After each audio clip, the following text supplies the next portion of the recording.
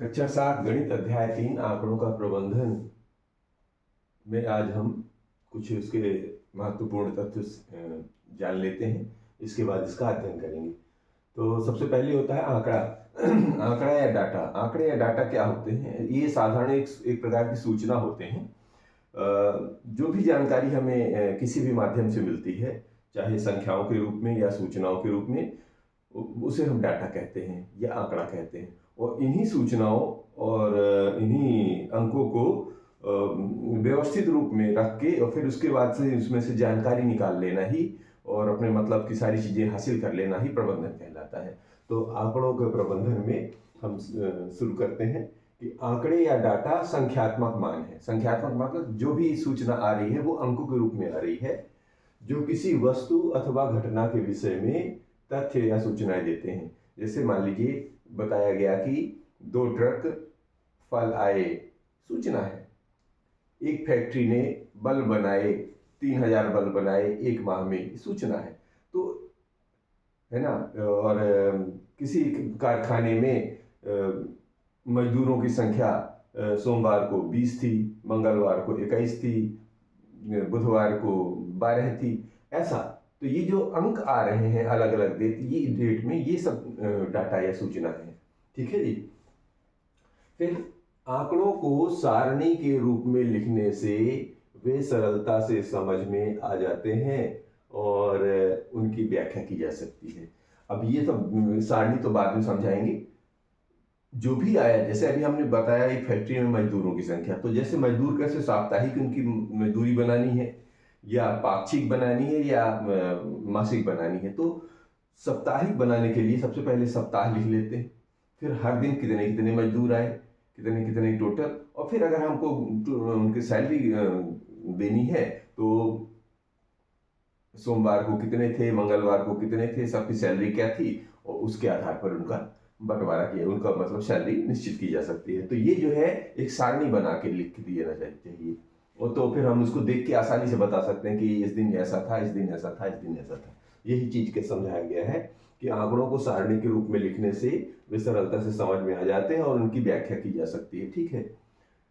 औसत एक ऐसी संख्या है। अब एक शब्द आता है औसत, एक शब्द आता है औसत। औसत का मतलब होता है कि जितनी भी संख्याएं हैं, जितने भी आंकड़े हैं, टोटल उनको जोड़ दो और कुल कितने आंकड़े थे उस अंक का भाग दिया जाता है। अब यहां पर देखिए, तो औसत एक ऐसी संख्या है जो दिए हुए प्रेक्षणों के समूह या आंकड़ों का प्रतिनिधित्व करती है या केंद्रीय प्रवृत्ति को दर्शाती है। जैसे कुछ आंकड़े इधर, कुछ आंकड़े इधर, इन सबको जोड़ दिया तो एक बीच का आंकड़ा निकलता है। तो ये जो आंकड़ा इधर जोड़ के और कुल आंकड़ों का भाग दे दिया जाता है, तो क्या होता है, एक बीच का जो सेंटर होता है, जैसे कुछ इधर आ जाएगा, कुछ इधर आ जाएगा, है ना। सेंटर, तराजू का सेंटर देखा है ना, कुछ इधर भाग होता है, कुछ इधर भाग होता है। तो जो ये बीच का भाग होता है, ये केंद्रीय प्रवृत्ति कहलाती है और इसी को हम औसत कहते हैं। ठीक है। यानी यहां से ये भी बराबर, यहां से ये भी बराबर, ये इलाके को पकड़ लोगे तो ये इधर भी सज जाएगा, इधर भी सज जाएगा। आगे है कि अंक गणितीय माध्य आंकड़ों का एक प्रतिनिधि मान है। अंक गणितीय माध्य जो भी अंकों का हम माध्य निकाल रहे हैं, ठीक है, या औसत निकाल रहे हैं, वो क्या है, एक प्रतिनिधि मान है। मतलब उनमें से ये सब इधर का भी प्रतिनिधित्व करता है। जैसे किसी क्लास में मान लीजिए 20 बच्चे हैं, ठीक है। अब 20 बच्चों की किसी की ऊंचाई मान लीजिए 120 है, किसी की 118, किसी की 113 है, किसी को 126 भी है। ऐसे करके सबको अगर जोड़ दें और कुल 20 का भाग दे दें, तो वो जो बीच की संख्या आएगी वो कहलाएगी प्रतिनिधि मान। मतलब एक एवरेज आ गया कि मान लो इस क्लास में 120 सेंटीमीटर की ऊंचाई के औसत बच्चे हैं। अब पूरे पूरे 120 तो नहीं है, पर उनमें से कुछ 118 भी हो सकते हैं, कुछ 126 भी हो सकते हैं। तो ऐसे इनके बीच का एक जो प्रतिनिधि मान आता है, उसको कैसे निकाला जाता है कि जो अंक गणितीय माध्य का बराबर सभी प्रेक्षणों का योग में भाग दे देना पड़ता है प्रेक्षणों की संख्या का। मतलब सभी जितने टोटल छात्र थे और उन छात्रों की लंबाई और उन छात्रों की टोटल संख्या का भाग दे देंगे, तो इस तरह करके उनका एक टोटल हाइट निकल आएगी। तो एक ये सूत्र बन जाता है हमारा, अंक गणितीय माध्य बराबर क्या निकालेंगे, सभी प्रेक्षणों का योग बटे प्रेक्षणों की संख्या। इससे जो है हम अंक गणितीय माध्य निकाल सकते हैं। फिर सबसे बड़े और सबसे छोटे प्रेक्षण के अंतर को प्रसार या परिसर कहते हैं। ध्यान रखना है। अब जो भी आंकड़े मिले हैं तो कुछ छोटा भी हो सकता है, कुछ बड़ा भी हो सकता है। तो सबसे पहले क्या किया जाता है, इनको एक व्यवस्थित रूप में रखा जाता है। पहले तो सीधा ले लिया, जैसा आया आंकड़े वैसे एज इट इज लिख दिया। तो जब एज इट इज लिख देते हैं तो उसको बोलते हैं हम कच्चे आंकड़े। अब इन्हीं कच्चे आंकड़ों को अगर हम व्यवस्थित करते हैं, कैसे व्यवस्थित करेंगे, या तो बढ़ते क्रम में यानी कि आरोही क्रम में, या अवरोही क्रम अर्थात घटते क्रम में। तो जब बढ़ते क्रम में रख दोगे तो कोई संख्या सबसे पहले छोटी होगी, अंत में सबसे बड़ी होगी। तो जो सबसे छोटी संख्या और सबसे बड़ी संख्या, इन दोनों का जो ये अंतर है, यानी कि जैसे मान लीजिए कुछ आंकड़े लिए 2, 4, 6, 10, 20 है ना, तो जो सबसे बड़ा आंकड़ा कौन सा, 20, सबसे छोटा कौन, 10। तो ये जो दोनों के बीच का अंतर है, यानी कि 2 और 20 के बीच का अंतर, यही कहलाता है प्रसार या परिसर।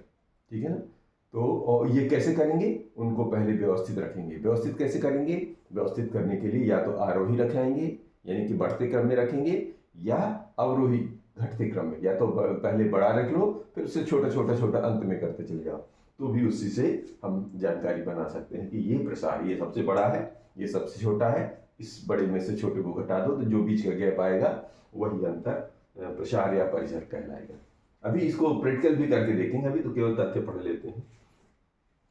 फिर कह रहे हैं प्रेक्षणों का एक समूह, प्रेक्षणों के एक समूह का बहुलक वह प्रेक्षण है जो सबसे अधिक बार आता है, यह भी आंकड़ों का प्रतिनिधिमान है। जब कोई आंकड़े आते हैं ना तो कई बार वही आंकड़े 2 बार 3 बार कई बार 4 बार है ना, जब ज्यादा आंकड़े आते हैं तो वही अंक बार बार आ जाता है।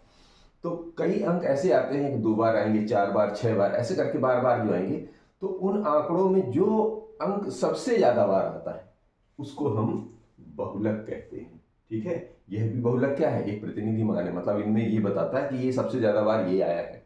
ठीक है, यह भी एक प्रकार का प्रतिनिधि मान है। और उसे हम कहते क्या है, उसे हम कहते हैं बहुलक। क्या कहते हैं, बहुलक। ठीक है, यहां पर इसको क्या बोल रहे थे, औसत, तो इसको इन्वर्टेड कॉमा बना लेते हैं। ठीक है, अब आगे चलते हैं। आंकड़ों को आरोही अथवा अवरोही क्रम में व्यवस्थित करने के बाद जो प्रेक्षण बीच में होता है माध्यक कहलाता है। ठीक है, ये जो अंकगणितीय माध्य निकाला था ना, अब एक शब्द नया आ रहा है, माध्यक, है ना। माध्यक का मतलब होता है एकदम बीचों बीच। तो आप आरोही बना लीजिए या अवरोही बना लीजिए। तो जैसे मान लीजिए ये माध्यक 2 प्रकार के बनेंगे, सम और विषम। ठीक है, तो अब ये बाद में समझेंगे। तो इनको क्या करना है, व्यवस्थित कर लीजिए, या तो आरोही कर लिया, अवरोही। तो देखेंगे एकदम बीचों बीच कौन सा है अंक, इधर क्या है इधर क्या है इससे मतलब नहीं है, उसके सेंटर में कौन सा अंक आ रहा है। जैसे मान लीजिए 7 अंक हैं तो 3 इधर आएंगे, 3 इधर आएंगे, बीच में चौथा है, तो वो चौथा वाला अंक जो भी होगा वही माध्यक कहलाता है। तो समूह के आधे प्रेक्षण इसके ऊपर और इसके नीचे, मतलब इसके आगे की तरफ चले जाएंगे समूह, कुछ आंकड़े इसके पीछे की तरफ आएंगे। तो जो बीच का आंकड़ा होगा वो कहलाएगा माध्यक। जैसे मान लीजिए 9 अंक दिए हुए हैं, 1 2 3 4 5 6 7 8 9। ठीक है, तो 1 से 4 तक बाएं तरफ, 1 से 4 तक आगे की तरफ, बीच में क्या आ गया, 6 से 9 तक आगे की तरफ, बीच में क्या आ गया, 5। तो 4 इधर 4 इधर और बीच में 5। तो ये जो 5 है वो है माध्यक। तो इसको अभी हम सवाल के रूप में समझेंगे। तो ये रहे आज के महत्वपूर्ण तथ्य।